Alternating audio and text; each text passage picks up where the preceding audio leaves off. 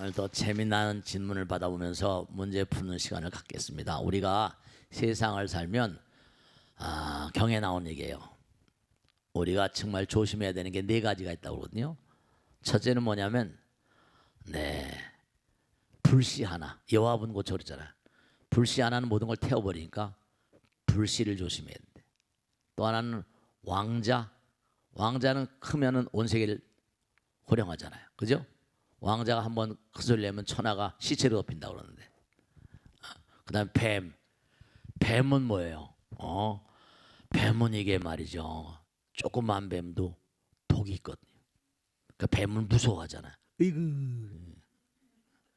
그다음에 수행자는 자꾸만 공부하고 공덕을 닦는 사람, 이런 사람 무서워하래요. 왜냐? 지금은 그 사람이 별 보는 것 같지만 부처님 될 사람이거든요. 큰 공덕을 쌓을 사람.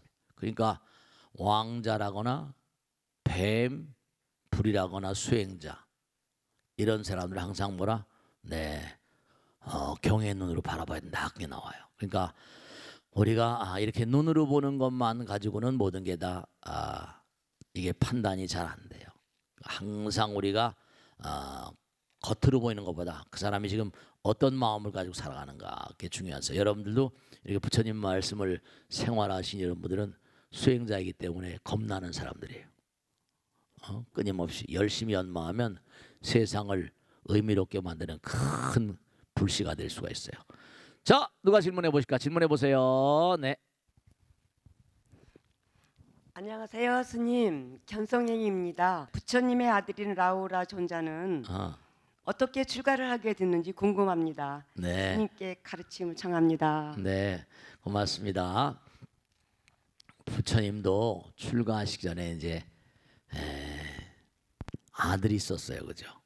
근데 이제 이 라훌라 존자에 대해서는 여러 가지 경전의 내용들이 많이 있어요. 이제 우선 첫째로 라훌라가 커갑니다. 이렇게 출가해서 부처님 되신 다음에 커가니까 라훌라에 대한 얘기가 들리는 거예요. 그래서 이제 사리불 존자한테 시킵니다. 너 가서 라훌라를 출가시켜라. 그래서 가서 아쇼다라 왕비를 만났어요. 부처님께서 아들을 출가시키라고 합니다. 그랬더니 막 야소다라 왕비가 웁니다. 펑펑 눈물을 쏟는 거예요. 내가 팔국의 최고하는 미녀로서 헌원 장부라고 하는 고따마에게 씹었는데 결혼한 지 얼마 안 돼가지고 야반도줄 해가지고 아이를 하나 남겨놓고 야반도줄 한 거야. 야반도줄 했는데 나는 매일 그 아들을 껴안고 눈물 속에 베개를 적시고 살았다. 출가를 해가지고 뭐 부처가 됐다고 하는데 그러면 부처는 말이지. 아들도 버리고 마누라도 버리고 중생제도 한다면서 말이지. 그런 게 부처냐. 막 소리를 막 치르고 막 울고 날칩니다. 공청을 하죠. 야소다라요, 내가 과거생에 나와 약조한 그런 그 약속 있지 않냐. 그게 무슨 약속인 거 아니? 구이선녀 할 때 이제 그 나라 연등불이 왔어요. 연등불이 왔는데 연등불께 공양하려고 나라에서 모든 꽃을 다 연꽃을 걷어들여 가지고 나라 왕이 공양을 하려고 씨가 말랐어요. 연꽃이 씨가 말랐어요. 근데 마침 뭐라 어떤 여자가 뒤에 연꽃을 숨겨가는 걸 보게 된 거예요. 가서 이제 그 연꽃을 파시오 이렇게 된 거예요. 나는 나 오늘 공양하러 가니까 팔 수가 없다. 팔라고 그랬더니 계속 부탁이 안 돼. 근데 딱 보니까 벌써 이른바 선해보살, 선해동자, 부처님 되려고 몸과 마음을 다해서 발심하고 발언하고 정진하는 그런 수행자다 보니까 혼원장부에 다 한눈에 딱 반해버렸어요. 그럼 좋다. 난 팔질 않고 이 꽃을 드릴 테니까 그럼 당신은 세세생 나하고 부부의 연을 맺겠다 그러면 내가 주겠다 이렇게. 나는 수행자니까 그렇게 못하겠다. 그렇게 못하겠다. 그러면 난 줄 수 없다. 그러다 이제 선해보살이 생각하는 겁니다. 그러면 당신의 원을 드려줄 테니까 그 꽃을 나에게 주죠. 약속했습니다. 근데 내가 약속하는 것 똑같이 하나 나의 약속을 들어주죠. 내가 당신과 결혼하겠다. 그러면 내가 결혼한 다음에 당신은 내가 누구를 뭘 준다더라도 거절하면 안 됩니다. 이렇게. 야소다라여, 네가 과거생에 나에게 약조한 바가 있지 않냐. 그냥 야소다가 퍼뜩 깨달아가지고 사리불존자에게 내 아이를 맡깁니다. 그 밀행제일 라우라. 그래서 이제 이 라울라 존자가 이제 사리불존자를 스승으로 삼고 이제 못 걸려는 아사리를 삼고 이제 출가를 합니다. 자, 다음 줄 받겠습니다. 다음 줄 갔습니다. 네. 큰 스님 안녕하십니까? 네, 안녕하세요. 네. 예, 라오라 존자도 어릴 때 장난을 치고 거짓말을 했을 텐데요. 부처님께서 아들 교육을 어떻게 교육을 하셨을까요? 부처님께서는 항상 여러분 마찬가지예요. 부처님께서 부처님이시니까 아이들에게 그 자기 자신이 뭘 잘못했는지, 그러니까 아이들은 그걸 잘 모르잖아요, 그죠? 너무 장난기가 심했나 봐요. 그리고 뭔가 속이길 잘했었나 봐요. 부처님 이제 발을 다 씻어 드린 이제 물이 있는 거, 라울라가 이제 부처님의 발을 씻겨 드린 겁니다. 근데 물을 다 하신 다음에 대야물을 버렸어요. 대야물 버린 다음에 너에게 대야에 더러운 물이 있는데 그러면 이 더러운 물을 갖다가 어떻게 생각하냐? 더럽잖아요. 먹을 수도 없는 거고. 그러니까 네가 만약에 자꾸만 부정적인 말을 하고 부정적인 행동을 하게 되면 이 더러운 물 같아서, 더러운 물 같아 가지고 뭔가 대야의 더러운 물처럼 너도 하찮은 그런 인간이 된다. 하나하나를 전부 다 뭐냐면요, 알아들을 수 있게, 그냥 뭐 이러지 마라 저러지 마라 아니라 부처님의 교육법은 그가 이해할 수 있도록 마음에 울림을 주는 그런 내용을 통해서 라오라를 교육시켜 나갑니다. 그런 게 경전에 꾸준히 나와요. 그러니까 라오라가 뭐 밀행제이라고 그래가지고 하나섭들까지 어렸을 때도 뭐 거짓말을 많이 했다는 것도 많이 나오고, 너희 발 씻은 물을 먹을 수 있냐? 발 씻으면 더러워서 먹을 수 없습니다. 마찬가지로 너도 마음이 더러워지면 누구도 너를 사랑하지 않는다. 근데 이런 내용 같은 것들이 사실은 지혜로운 어떤 내용들이거든요. 여러분이 아이들을 키울 때는 꼭 마음과 마음이 통하는 가운데 이심전심의 도리를 잊지 말고 항상 그렇게 아이들에게 알아들을 수 있게 강제해서는 되는 게 아니라는 걸 꼭 말씀드릴 수 있어요. 자, 다음 줄 받겠습니다. 다음 줄. 네. 영산 해성도를 보면은요, 네. 굉장히 화려하면서도 많은 분이 등장하는데요. 네네. 어떤 분들이며 네. 어떤 의미가 담겨 있는 건가요? 네네. 좋으신 질문이세요. 우리가 한번 이렇게 관심을 가질 필요가 있는데, 우리 법당에도 지금 태화가 많잖아요. 가운데 계신 분이 영산해성도입니다. 가운데. 그러면 거기를 보면은 맨 위에는 부처님 10대 제자가 있어요. 아시겠죠? 밑에는 뭐가 있어요? 밑에는 뭐라? 8대 보살. 8대 보살 있어요. 8대 보살은 뭐냐면 관음, 무슨 보현, 미륵, 문수, 허공장, 금강수, 제대 지장 보살 해가지고 8대 보살.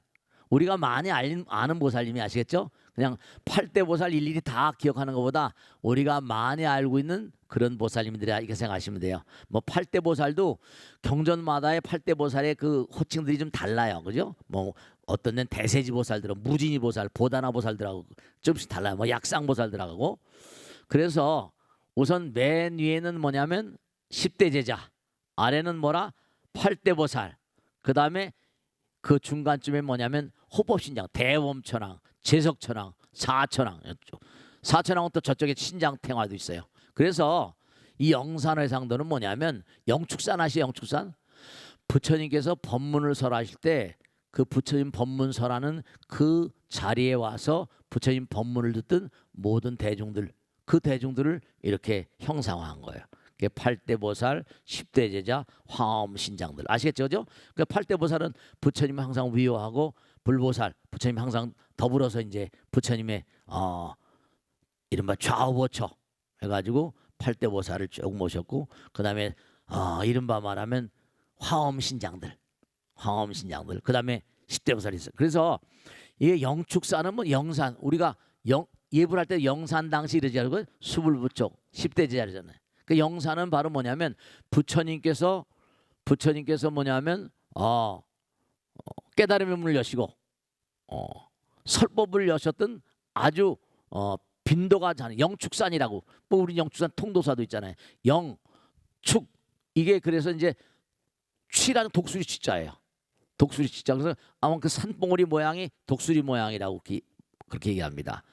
그래서 이제 왕사성 근처에 있던 산이다. 그래서 동북쪽으로 한 3km 정도 떨어지는데 그래서 이제 그 당시엔 뭐냐면 부처님을 너무너무 사랑하던 왕이 있어서 빈비사람 병사왕이라고 빈비사라 왕이 있었어요. 부처님을 지극히 사랑했죠.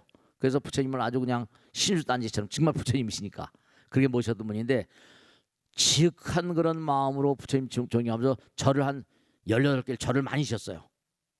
물론 기원정사는 이제 수사타 장자가 지었지만 그래서 이 영산회상도는 이제 부처님 법당에 들어오면 제일 가운데 있어서 저쪽엔 지장보살, 관세음보살이 관세음보살 이제 협시 그런 뭐 존자들도 많이 계시고 그래서 이 영산회상도는 굉장히 화려한 게 뭐냐면 여러분들 그 뭐 영산전 절에 가면 영산전도 있죠, 그죠?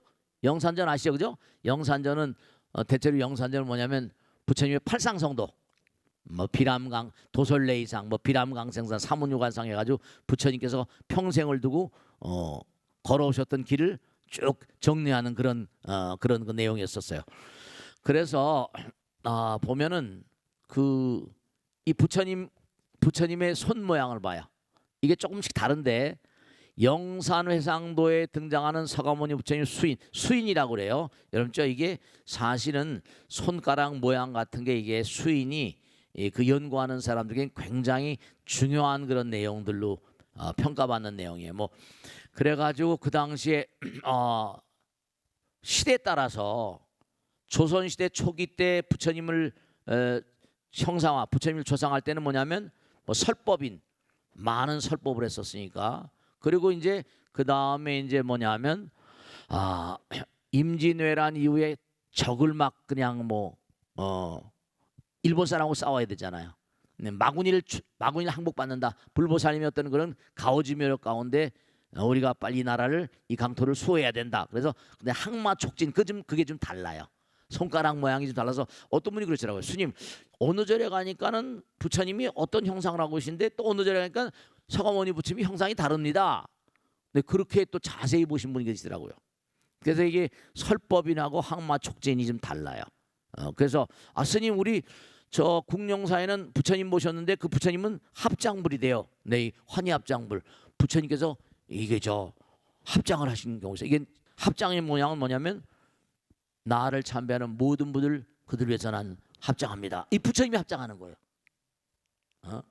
부처님이 나를 향해서 합장하는 모든 분들의 그들의 앞날의 영광과 번영의 길을 성불의 길을 활짝 열어가시길 합장합니다. 그런 뜻이 들어있어요. 그래서 환희합장불 무슨 뭐 항마 촉진 설법인 이게 조금씩 달라요. 그래서 이른바 말하면 부처님이 딱 가운데 계시고 팔대보살 그다음에 황엄성중들 그다음에 또 뭐예요? 10대 제자 이렇게 해가지고 부처님을 위하여서 부처님 법문을 듣는 대중의 중심적인 존재들을 그렇게 모신 거예요. 아시겠죠? 그렇게 아시고 자 중요한 거는 우리가 세상을 살면서 공부한 것만큼 세상을 아는 거예요. 그리고 이 광활한 우주에 대해서도 제가 가끔 생각합니다. 강남에 처음 와서 법회할 때 그런 것을 기록해 놓은 어떤 그런 수첩 같은 게 있었어요.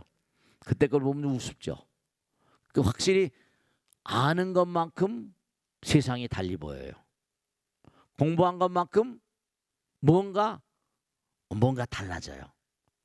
공부한 것만큼 대하는 사람들을 다르게 느끼고 그래요. 그러니까 우리가 삶을 도모하면서 뭐 절집에 있는 여러 가지 불상이나 태화 같은 것도 관심을 가지고 보시는 게 중요하고 끊임없이 몽고하니 공부하는 가운데 자꾸만 시야를 달리해야 돼요. 그래서 부처님 경전도 무슨 뭐 초기에 무슨 뭐 무슨 아함경 반야왕도 법화일반 화엄 이런 것처럼 쭉 이렇게 화엄이란 경전은 뭐냐면 처음에 부처님께서 깨달음을 얻자마자 허공에 있는 그때 제자들도 없으니까 허공에 있는 모든 존재들에게 설하신 내용들이니까 계속 공부를 해가시다 보면 아는 것만큼 깨달은 것만큼 이 우주 법계가 세상에 달리 보인다는 걸 생각하시고 꾸준히 불교는 꾸준히 연마하시고 공부하시고 아시겠죠? 자 마치겠습니다. 대단히 감사합니다. 고맙습니다.